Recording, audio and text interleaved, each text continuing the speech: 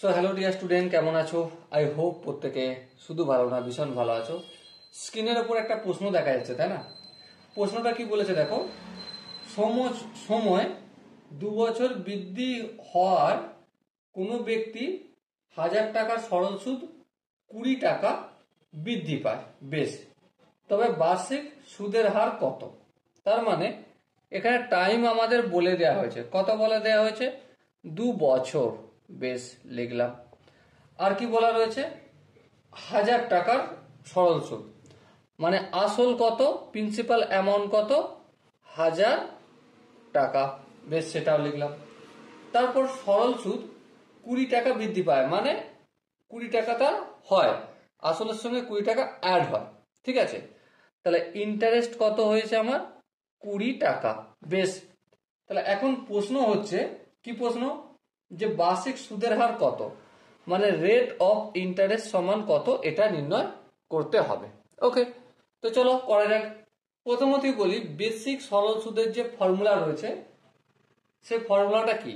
সেই ফর্মুলাটা হচ্ছে I equal to P R T by 100, বেশ। I এর ভ্যালু কত? 20 লিখলাম। পি এর ভ্যালু কত? 1000, সেটাও লিখলাম। রেট অফ ইন্টারেস্ট জানি না, ওটাই বের করব। টাইম কত? 2 বছর, এই 2 লিখলাম, বাই 100, বেশ। দেখো, এই শূন্য এই শূন্য, দুটো শূন্য, আর এখানে এই দুটো শূন্য কাটলো, তাহলে 20 ইকুয়াল টু 20 দুগুণে 10 দুগুণে 20 আর, বেশ। এবারে এই 20টা যখন সমানের অপর দিকে আসবে, কি হয়ে যাবে? 20 ভাজিত 20 ইকুয়াল টু আর, হ্যাঁ ঠিক। তাহলে 20কে 20 দিয়ে কাটলে 1 হয়, হ্যাঁ, তাহলে 1 হলো আনসার।